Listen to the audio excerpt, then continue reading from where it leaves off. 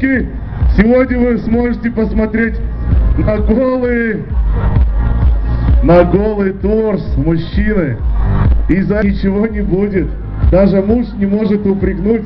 Мы же были на соревнованиях, извини, дорогой. Почему у тебя не такое пузо, как у него?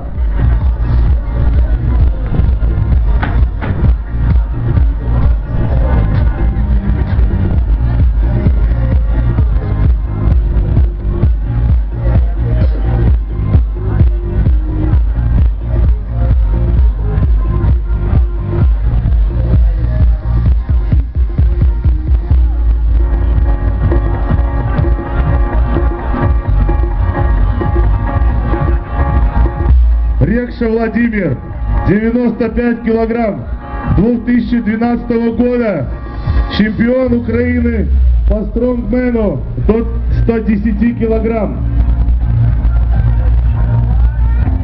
Его соперник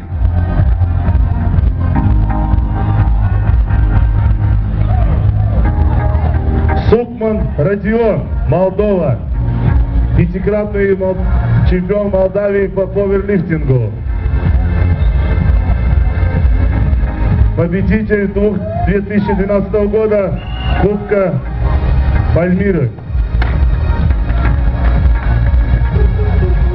Первый поединок выиграл Сукман Родион, Молдавия.